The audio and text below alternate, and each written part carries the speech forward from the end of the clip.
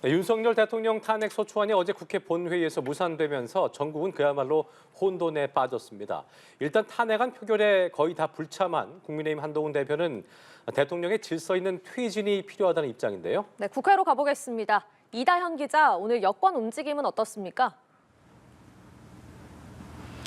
네, 한동훈 국민의힘 대표의 움직임에 이목이 쏠립니다. 당정의 무게추가 일단 한 대표에게로 넘어온 모양새이기 때문입니다.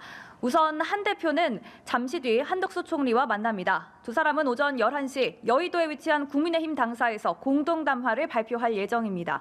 계엄 사태 그리고 그로 인해 이어지고 있는 각종 후폭풍을 어떻게 수습할지 논의하고 그 결과를 발표할 것으로 보이는데요. 한 대표는 어제 윤석열 대통령 탄핵 소추안이 무산된 뒤 대통령의 질서 있는 퇴진을 추진할 것이라고 말한 바 있습니다.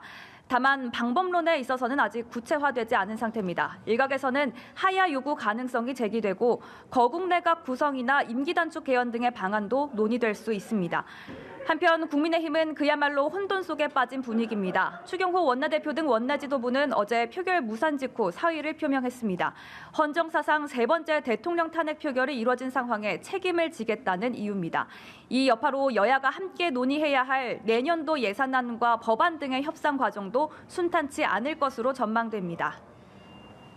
네, 야당은 윤석열 대통령을 하루빨리 탄핵해야 한다는 입장에서 물러서지 않고 있는데요. 앞으로의 전국은 어떻게 전개될 걸로 전망됩니까? 네, 현재로서는 어제와 같은 여야 간 충돌이 재현될 가능성이 높습니다. 우선 더불어민주당의 입장은 될 때까지 추진한다라는 겁니다. 어제 본회의가 끝난 이후 민주당 이재명 대표는 대한민국 최악의 리스크가 돼 있는 윤석열 씨를 반드시 탄핵하겠다고 밝혔습니다. 이어 박찬대 원내대표도 즉각 탄핵안을 재추진하겠다는 입장을 냈습니다. 박 원내대표는 매주 토요일 탄핵과 특검을 따박따박 추진하겠다고 못을 박았습니다. 앞서 조국혁신당 조국 대표는 국민의힘을 향해 국민 배신자라고 규탄의 목소리를 냈습니다. 조국혁신당은 2차 탄핵소추안 공개도 예고한 상태입니다. 개혁신당 허은하 대표는 오늘 오전 기자회견을 열고 국민의힘 위원들에게 유감을 다시 표명한다며 2차 표결에는 반드시 참석해 찬성표를 해주길 바란다고 촉구했습니다. 하지만 국민의힘에서 8표의 이탈표가 나오지 않는 한 탄핵안이 다시 발의되더라도 가결이 불가능합니다. 이 때문에 민주당 등 야권으로서도 고민이 없지는 않을 것으로 보입니다. 어제 표결로 국민의힘 이탈표 확보가 쉽지 않을 것이라는 점을 확인했기 때문입니다.